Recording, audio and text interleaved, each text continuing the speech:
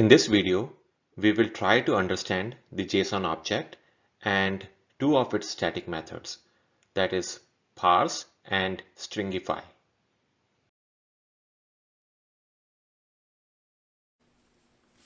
Let's talk about theory first. So you can use JavaScript in two environments. The first one is the browser and the second one is the Node.js environment. So I will write it down here. The first one is the browser environment and the second one is the Node.js environment. If you're using JavaScript as a front-end application like in Angular, React, or even plain HTML or JavaScript, you would use it in the browser. And if you're using JavaScript for any backend applications or to build a backend server, then you would use a Node.js environment. So let's write it down here. Browser is for front-end applications like Angular, React, and plain HTML and JavaScript if you are a beginner. Node.js is used for the backend applications, like to build a backend server. Now, if you are using JavaScript for the front-end applications, and typically you would open up a front-end application in the browser, and all the browsers have this window object, and this represents the actual window that you see in the browser. We don't have any window object for the Node.js. So the equivalent of window is the global object. And both these window and global objects have JSON object.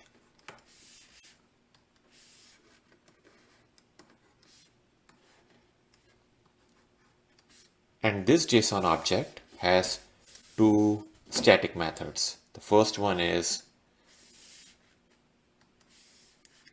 parse and the second one is stringify. The parse method is used to convert a JSON string into a JSON object. So I will write it down here, JSON string to JSON object. And stringify method does the opposite. It converts a JSON object to a JSON string. So let's write it down here. It converts JSON object to JSON string.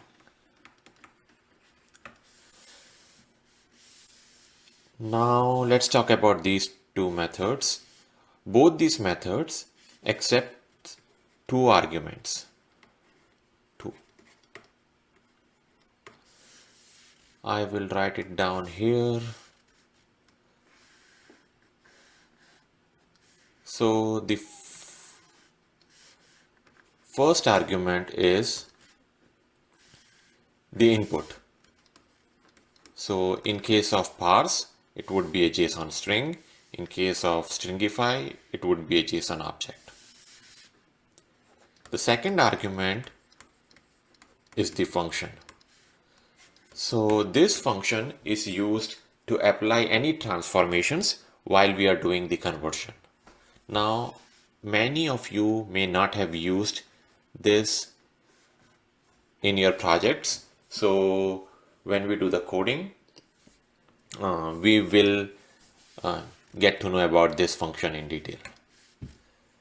But before we start coding, I wanted to give you a brief overview of the JSON object and where it belongs to, so that when we start writing the code, you would have some understanding of it. So let's write some code. I am using Node.js environment first. So I have created this JSON tutorial.js file, and I am just printing if global.json, then console.log global object found, global JSON object found. Now let's run this node JSON tutorial. So global JSON object found. Now let's try to use it in the browser. So I am using this playcode.io online playground environment, and that's because I can see the output as I type in the code. So on browser, I would do if window.json console.log JSON object found. So this way you can confirm that this JSON object is part of window object in the browser, and this JSON object is part of the global object in the Node.js environment. Now let's create a string. So a string str is equal to, and I would give this key, or I would give this first name as John, and I would get an object. So JSON object is equal to json.parse this str. And again, you cannot use string here, so I would use const. I use different programming languages. So sometimes I work on Java, sometimes I work on Node.js, sometimes on Python. So sometimes it can get confusing for me. So that's why I put string here, because I thought I'm making a Java tutorial. So I would put const here, and let's try to run this now. Okay, we are not outputting it. So console.log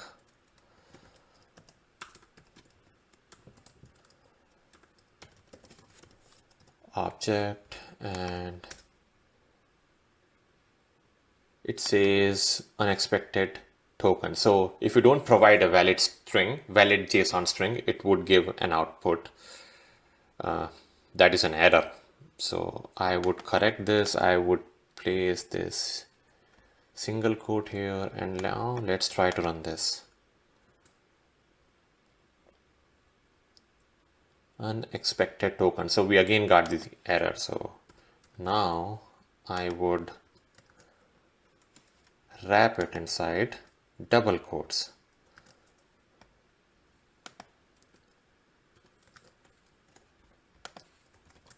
Now let's see what comes up. So now you can see here that the JSON object is getting printed, and if I type first name here, it should print John.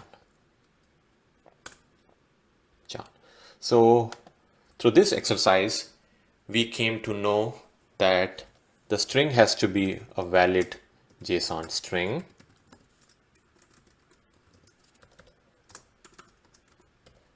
The key and the value pairs should be wrapped inside double quotes. So key and value should be wrapped inside double quotes. And if I try to give a trailing comma, then let's see what happens. It says syntax error. So the JSON string should not have any trailing commas. So I would remove this. So these are the three conditions. No trailing commas. So this is how it works. Now let's put the same code in the browser. and it should work the same. Now let's try to convert it into a string. So I would pass const string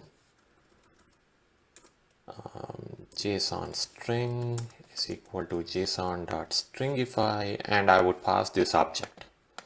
So stringify would convert a JSON object into a string. Now let's print it, console.log JSON string, and it should print the same. So here we can see that it's printing first name and John. If it's not clear, I would rerun it. So global JSON object found. This line number 12 prints John, and this line number 16 prints the JSON object as a string. Now let's put the same code in the browser, and it works fine. Now we have talked about the second argument, which is a function. So let's try to see what transformation you can do with that function. So let's say while parsing, I want to convert this value to an uppercase. So we can use the second argument for that, which is the transformation. So function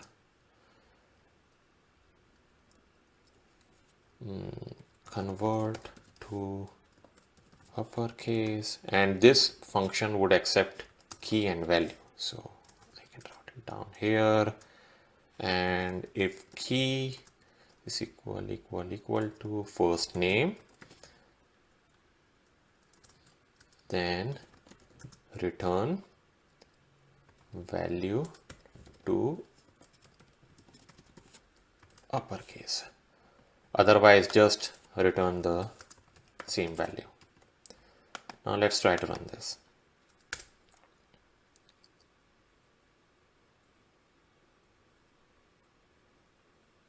It gave an error. So the mistake here is that it should be in caps, uppercase, and now when I try to run this, it should print John in caps, and when we convert this into a string using JSON.stringify, it will return John in caps. So this is how the transformation works. And same way you can apply the transformation in the stringify object. So function key value and convert to lowercase. Convert to lowercase. So I would put the same code here, and I would convert it into a lowercase when we are converting this JSON object into a string. So let's run this.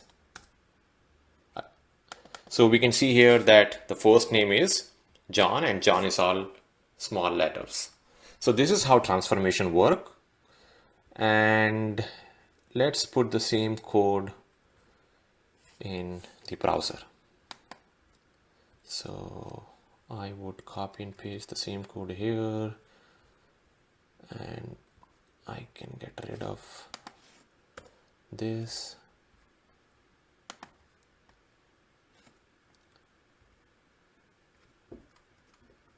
So we see the same output in the browser. Now let's see one more example. I will get rid of all the code here.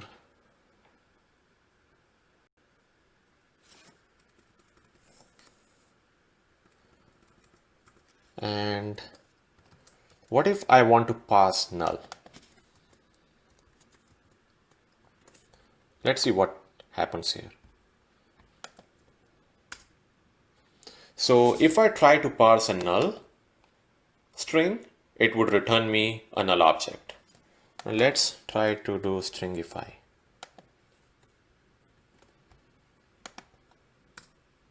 So if I try to stringify a null JSON object, it would return me a null string. So this is a string.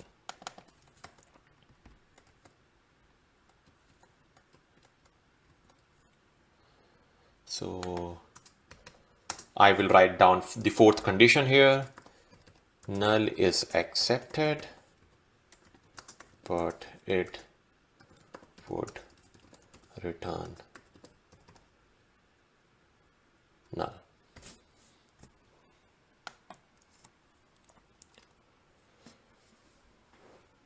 So this is all about JSON and JSON object.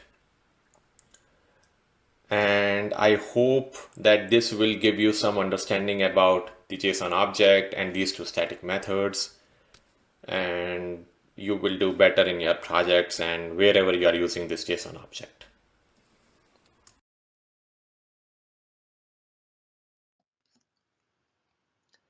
So here is the summary of it. JSON object has two static methods, parse and stringify. Both these methods take two arguments as an input. The first argument is the string or the object, and the second argument is the function that can be used to apply any transformations while we are doing the conversion.